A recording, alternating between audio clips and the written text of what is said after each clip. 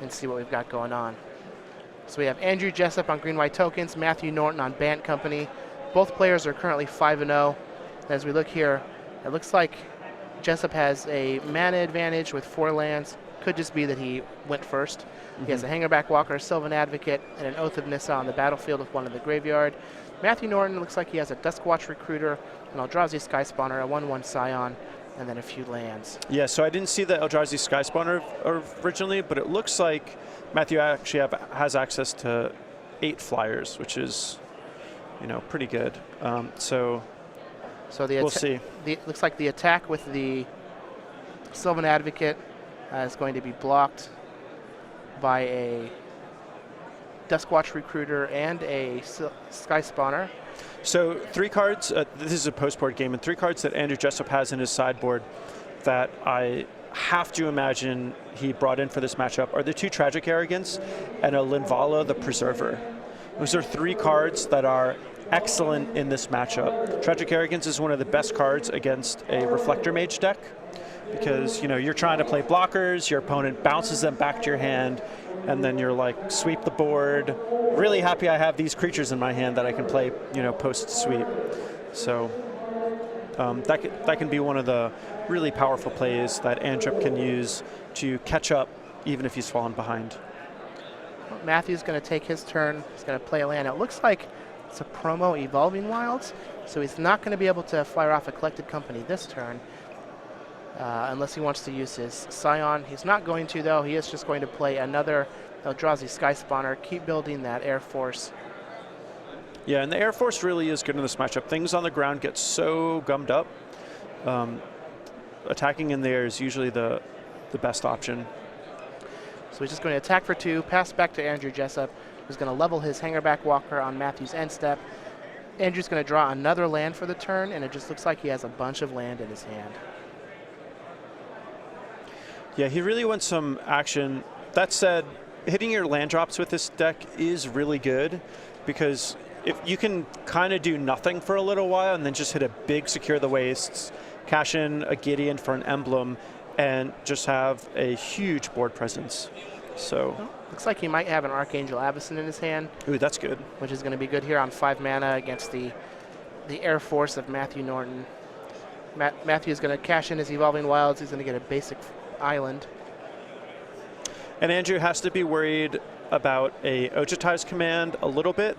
These Bant Company decks usually have them in a very small number, and it looks like Matthew does indeed have access to 1 and another in the sideboard, so I'm sure that's going to be on Andrew's radar, but he'll probably run into it because it's just so unlikely. He also has to be worried about Collected Company into Reflector Mage. Yeah. Unfortunately, that's just not something I think you can ever afford to play around. Right, exactly. These are things he's worried about. He hopes they don't happen, but he's going to make, his play either way. Now, it looks like Matthew does have a copy of Eldrazi Displacer in his hand, so he could just play the Displacer and be able to bounce that Hangerback Walker? Either the Hangerback Walker or the Avacyn even, if it comes in to try and...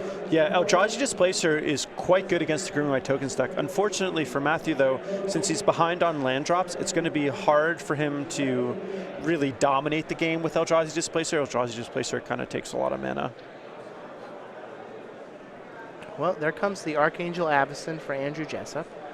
And Matthew decided to attack with his tokens also, which is kind of interesting. Andrew's going to block his Sky Spawner with an Avacyn and a token with a Hangerback Walker. Looks like combat damage is going to happen. So it's kind of an interesting play. I wonder if Matthew has a Tragic Arrogance of his own to cast.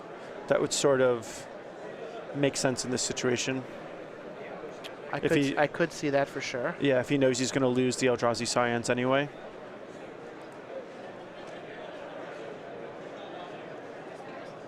Yeah, had he played this Eldrazi Displacer before that attack, like he could have just blinked the Scion that was being blocked, and just or the Sky Spawner that was being blocked, and just like made another Scion and saved his creature. Yep.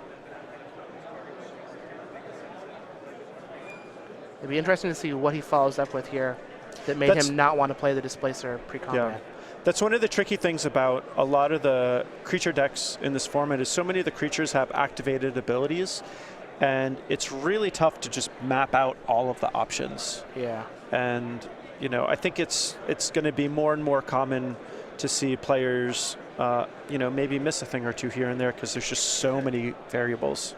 Well, Matthew is just going to play a Duskwatch Recruiter and pass the turn with 3 mana available. Andrew's going to pick up another land, so he has 4 land in his hand, although one of which is Westvale Abbey, so he can use that to start generating tokens here if he decides to play that for his turn. But that is going to flip that Duskwatch Recruiter and could potentially give Matthew a very explosive turn if he has some number of Reflector Mages. That said, I think Andrew would rather the Duskwatch Recruiter flip just to make it so that Matthew doesn't have access to as much card advantage.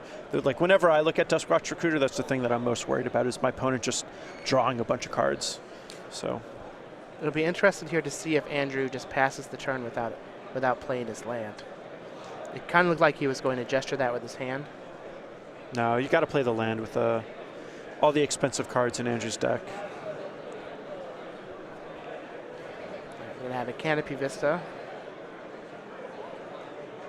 And he's going to pass. So one thing that's an interesting thing to do with this green-white tokens deck is whenever you're playing it, a lot of times you want the last card in your hand to either be some sort of forest or plains. Because let's say the last card in your hand is a Westvale Abbey and you draw Fortified Village, you're going to have to play that Fortified Village tapped, which is like a little annoying. So it's like a pretty minor thing in a situation where you're flooding out like Andrew, but in a lot of other games, like if you're playing it, it matters quite a bit. Well, Duskwatch Recruiter is going to find what looks to be an Eldrazi Displacer, or was that an Avacyn? I actually think that was an Avacyn, yeah. The foil cards are so hard to see. All right, this Duskwatch Recruiter is going to flip into a Kralin Horde.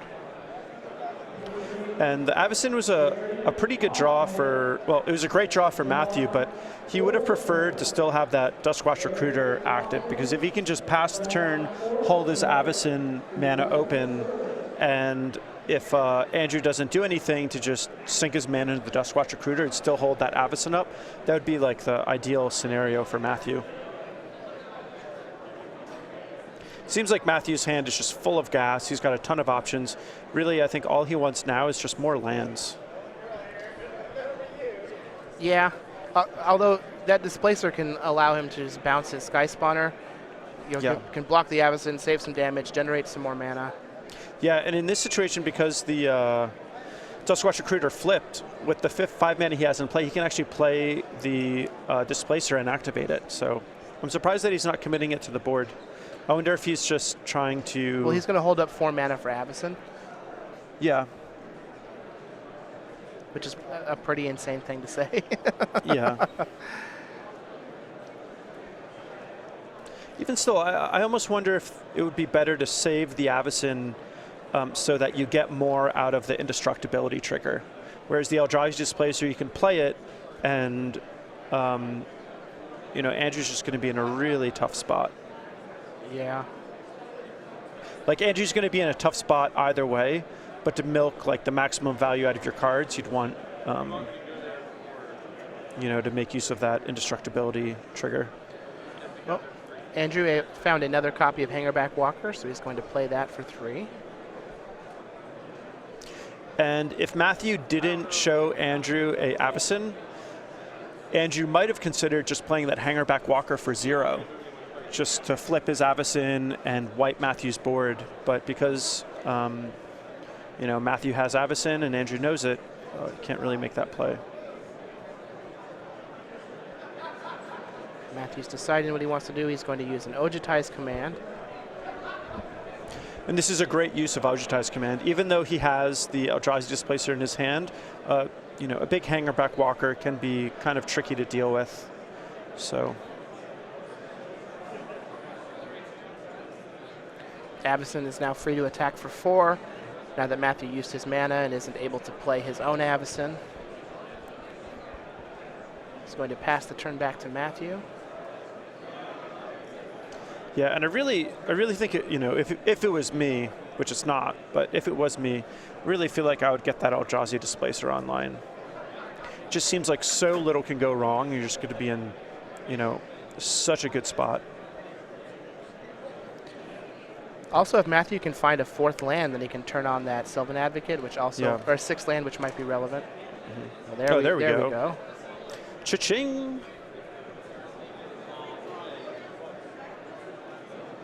One thing that's always funny with Sylvan Advocate is you got to be careful if your 6th land is like a fetch land.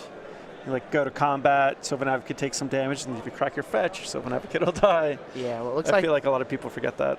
Looks like he had a Prairie Stream. For those of you who don't speak Expeditionese, Yeah.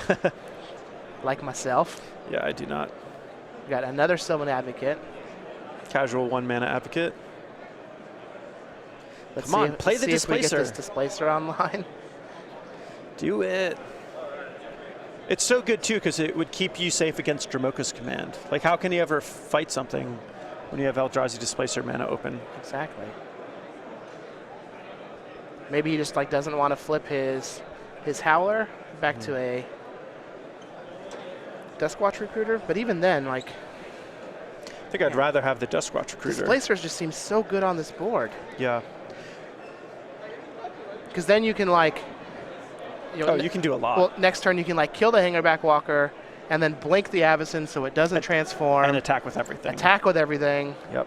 Still be able to blink again because you have 6 mana. Yeah, and if anything goes wrong, you still have the Avacyn to save your guys. It's like Andrew picked up another copy of Oath of Nissa. And Matthew's playing this in a pretty slow manner. Andrew has nothing. This is like a good time for Matthew to capitalize on the situation. Obviously, he doesn't know that Andrew has nothing in hand, but Matthew's got to assume that Andrew has like kind of a weak hand, considering his recent plays. Well, this is going to flip that Howler as well. Yeah, well, as long as he plays another spell. Well, ooh, Gideon. Looks like we found a Gideon off of the Oath of Nissa. So I really like making an emblem here.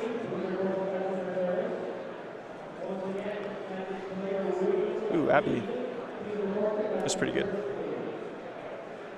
So maybe because of the Abbey, he may consider making a Night tokens, but I really like the emblem just because it makes it so that your Avacyn is bigger than your opponent, so they can't Dromoka's Command fight yours. At some point, that Eldrazi, that Hangerback Walker is likely to die, and if all the tokens are 2/2s rather than 1/1s, it's like a pretty big difference. And if you can just top deck a Secure the Wastes, it's going to be like a monster play. Whereas if you play the Gideon and make a Knight, Matthew may be able to engineer a scenario where he's able to kill this Gideon, and only getting a Knight out of it isn't like a whole lot of value. Yeah, I mean, Eldrazi Displacer seems very good against these Gideon Knights anyway. Yeah, it is. Eldrazi Displacers, I mean, I play this Green White Tokens deck a lot, and it's one of the cards that I have a harder time with.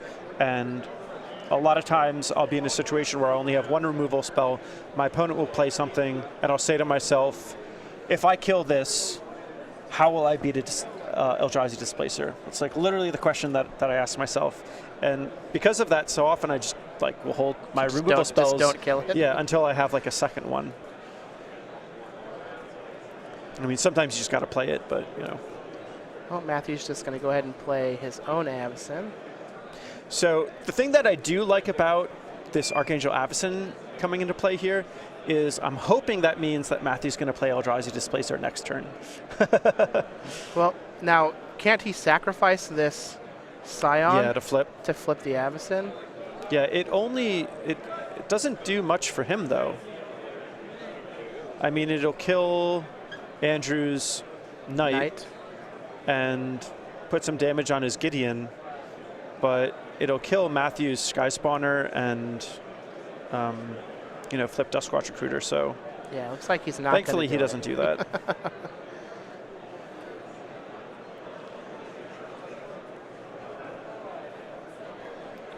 Now I have to imagine the play is play my Displacer, blink your Avacyn, kill your Gideon.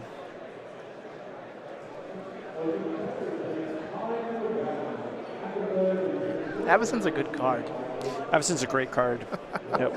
I feel like, so how good do you think Avacyn is if she doesn't have Vigilance? Well, I mean, obviously she's still insane, but Yeah, like, she's still great. how far down does the card become without Vigilance? Not that far down. What's great about Avacyn is she's just such a versatile card, and a lot of times when you have a versatile card, they're either overcosted or they're like kind of weak. Whereas Avacyn is just a great threat, just being a 4/4 flyer. It's great against control decks because it can be a 2-for-1 depending on the situation, and it being flash means it's harder for your opponent to play around. And then in the matchups where you're light on removal, she can be a sweeper. So she is just, like, in my opinion, one of the most versatile cards in Standard, and she breaks the paradigm of versatile cards because she's also very, like, quite powerful. Well, Matthew is just going to play that Displacer and then pass the turn. Yeah, it seems like Matthew's just giving Andrew a ton of respect. I think Matthew thinks that Andrew has some like Dromoka's commands in hand or something. I think Matthew thinks that Andrew has a decent hand and is trying to play things more slowly and conservatively. And he's giving Andrew a lot of time to make the most of this situation. Well, the trick is that Andrew did not have Dromoka's command, Yeah. but now he does. Yep. And that's what happens when you give your opponent too much time. Unfortunately, these two players are playing so slow that turns are going to be, you know, something that comes into play. And I think that Matthew, if he had taken a more aggressive line, might have been able to close things out. But now it's going to be tough to win before, you know, they're forced to draw. Yeah, I mean, there's a chance that he actually loses this. Yeah.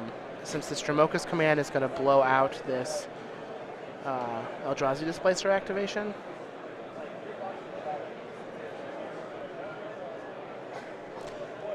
So if it was me, feel like you just have to fight the Eldrazi Displacer.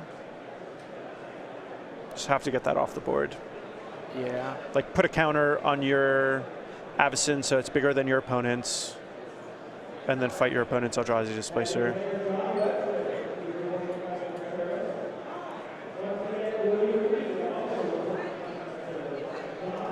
The other thing too here is Andrew has so much mana that he can make some tokens with Westvale Abbey and threaten to flip it. And if you ever get a turn where you you know, sacrifice a bunch of stuff to flip a Westvale Abbey, but you still get to keep an Avacyn in play, it's just like such a impactful thing to do on that turn, because you have to flip your Avacyn also.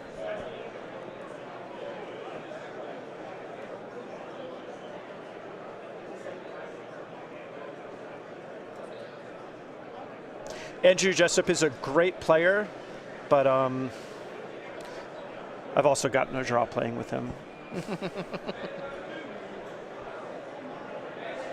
All right, so we're going to have Dromoka's command is going to fight the Hangerback Walker on the Eldrazi Displacer. He's going to put a counter somewhere. Oh, he's going to put a counter on the Eldrazi Displacer and then fight it so that his Hangerback will actually die. So this way, Andrew's going to get a bunch of tokens, which is kind of irrelevant because he'll be able his to, Avacyn's going to flip. He'll be able to flip the Ormondal with those tokens.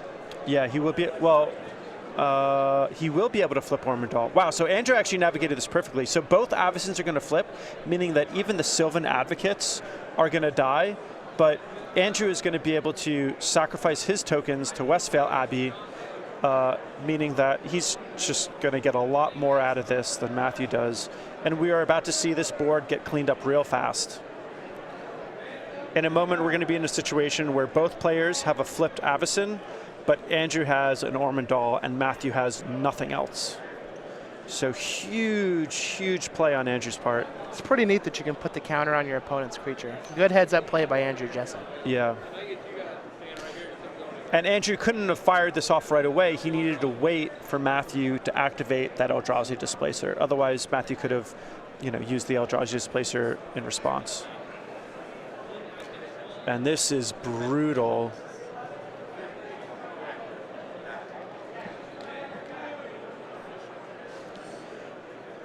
And think that Andrew can attack for lethal. Because he's going to be able to make his Gideon a creature, attack with everything. Matthew's still going to have, you know, plays for his turn, but Andrew's got a lot that he's going to be able to attack with on his turn. Let's see here. Are we going to activate our Duskwatch Recruiter?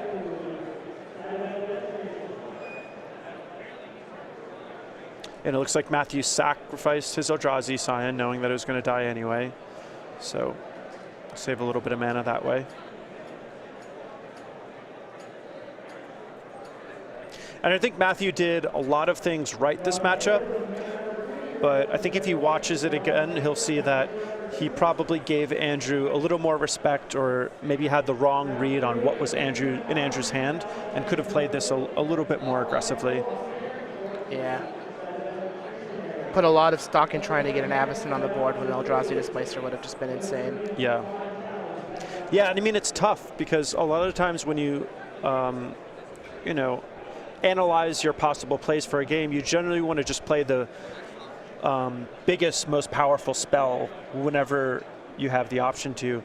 But the fact that Eldrazi Displacer, you could play it and activate it in the same turn, like you almost want to view it that turn as a really powerful 5 mana spell, not a 3 mana spell. Yeah. And I say 5 mana because the Duskwatch Recruiter was flipped. Well, both Avacyns are going to flip. Yeah, and those Sylvan Advocates got to get out of there. Poor guys.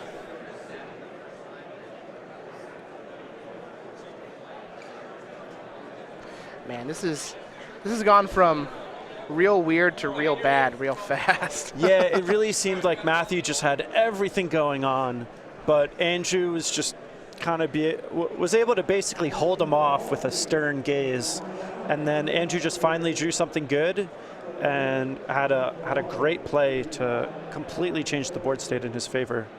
Yeah, just even when he had all lands in hand, Yep. he still played at the same pace, very deliberate. Yeah. In fact, both players played at a very deliberate pace. Yeah, but Matthew gave him way too much credit. Yeah, for all my years of playing Dromoka's Command, I even from my view of reading this board, I forgot that you could put a +1/+1 counter on your opponent's guy.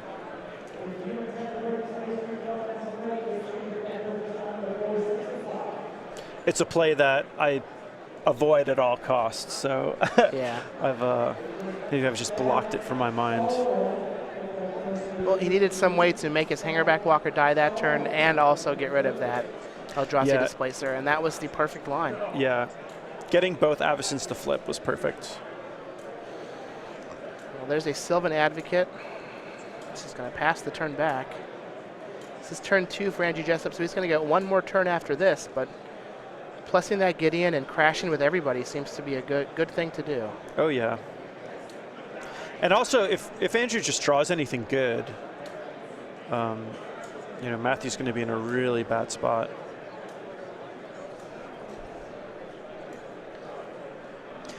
Matthew basically has to trade, or excuse me, not trade, but chump the Ormondal with Avacyn, and the Sylvan Advocate has to chump the Gideon. And then he takes 6 and goes to 1. Yeah, so I don't even know, like, if Matthew could tutor for the perfect card and put it on top of his deck and draw it every turn, I think he's still basically drawing dead. Yeah. Oh, we've got a Dromoka's Command. Oh, there we go. So this is going to take care of the Avacyns. It's also going to prevent Andrew from gaining some life. He is going to get a 5-power Sylvan Advocate. Yep.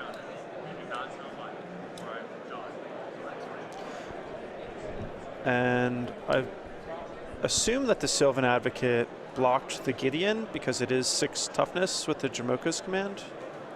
I hope so. Yeah, we'll see.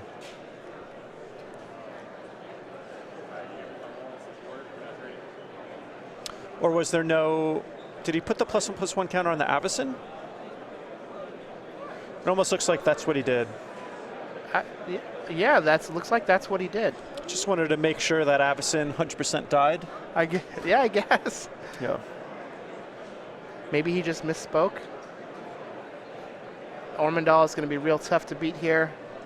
Does not look like we have any copies of Clip Wings in the sideboard. Yeah, I don't even like bringing in Clip Wings. It's like so narrow. So I have to imagine that Matthew's going to be scooping up his cards shortly, but this was a pretty interesting game. I think that generally speaking, the green-white tokens deck is favored, but I do think that it's almost always close. And I really like how Matthew's deck is pairing both Eldrazi Sky Spawner with Avacyn. That's something that we don't see in every Bant Company deck, although we do see it in a lot. And it's a pretty powerful interaction that I'm kind of a big fan of. Well, if we have something like Eldrazi Sky Spawner here, that could give Matthew enough time to make this game a draw. He is going to gain 4 life, get another Sylvan Advocate. And draw a card. He's just going to draw a card and get a Sylvan Advocate. He really needs like land Reflector Mage. That's what he needs. Well, got Tragic Arrogance. Is not going to do it. Andrew Jessup is going to take that match. Wow, by the skin of his teeth. 2 games to 1 with green-white tokens. At one point, he had 5 lands in hand and was way behind on board. Yeah. Matthew gave him the time to draw into the cards he needed, and the very turn that he needed, Dromoka's Command is a blowout. He drew it. Yeah. Was able to take advantage of it, putting the counter on his opponent's creature, fighting, flipping his Ormondal. Great play.